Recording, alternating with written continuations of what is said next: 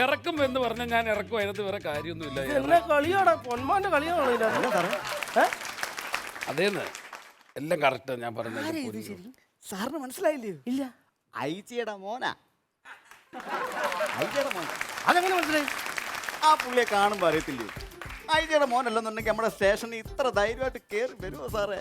ആണോ? പിന്നെ അതെ, എന്റെ തെപ്പിയാലും തെറിക്കും. നിങ്ങളൊന്നും പറഞ്ഞത് കൂട്ടാ. അത് ഞാൻ അറിയാം. എന്ത് വേണേലും മോനെ. അതെ ഞാൻ കേട്ടു. നീ മോനെ. അങ്ങനെ excuse ഒന്നും പറയണ്ട. മോനെ, അതെ, എസ് ഐക്ക് ഫോണിനകത്ത് അബദ്ധം പറ്റിയാണ് എസ് ഐ വിളിച്ചത്. ഓക്കെ. അച്ഛനോട് പറഞ്ഞു മോൻ ആ കേസ് ഒന്ന് എനിക്ക് ഈ ക്ലിയർ ചെയ്യണം. എസ് ഐ ഒന്ന് ക്ലിയർ ചെയ്യണം. പിന്നെ നിന്റെ മാമന്റെ മോനെന്തോ നിന്നെ കമന്റ് അടിച്ചെന്നോ ഒക്കെ പറഞ്ഞു കേട്ടല്ലോടി.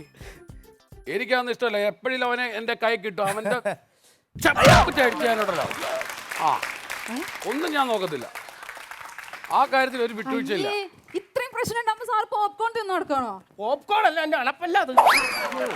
പിന്നെ ഇന്നലെ പപ്പ ദുബായിൽ നിന്ന് കുറച്ച് മേക്കപ്പ് സാധനമൊക്കെ കൊണ്ടുവന്നിട്ടുണ്ട്. ഞാൻ കൊണ്ടുവന്നിട്ടുണ്ട്. ഒരു ലിപ്സ്റ്റിക് ഉണ്ട്. കളറോ? നീ കണ്ടോ? നിനക്ക് ഞാനിത് ഇട്ട് തരും ഒരു ദിവസം. ഇതെന്നാ സാറേ ഇത്?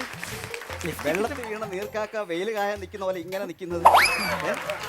ഇത് മാത്രമല്ല, വേറെ ഓരോ സംഭവം ഉണ്ട്. നിന്നെ ഞാൻ വരട്ടെ. ഞാൻ നിന്നെ ഒരുക്കിയുണ്ടല്ലോ, നല്ല കീടുവാക്കുന്നില്ലേ.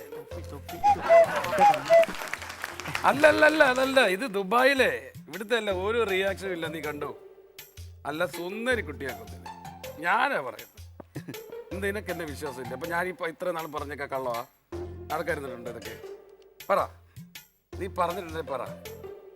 നീ പറയടി മോളു. പെടങ്ങല്ലേ, തക്കിടു, പെടങ്ങല്ലേ.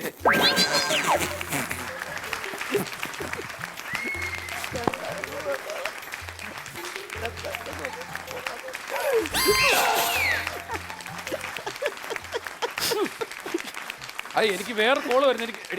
എടി ഞാൻ ഇപ്പൊ നിന്നെ വിളിക്കാം. ഞാൻ വേറെ കോള് വരുന്നു. ഹലോ, എന്താടാ? എടാ, ഞാൻ ഫ്രീ അല്ല, സത്യമായിട്ട് ഞാൻ ഫ്രീ അല്ല. അത് ഒന്നാമത്തെ കാര്യം, അച്ഛൻ റബ്ബർ വെട്ടം പോയിട്ട് വന്നിട്ടില്ല. എനിക്ക് പശുവിനെ അയച്ചിടണം. അമ്മയും വന്നിട്ടില്ല. അമ്മ ഇവിടെ പോയി അയൽക്കൂട്ടത്തിന് പോയേക്കോ. അമ്മ വന്നിട്ടില്ല.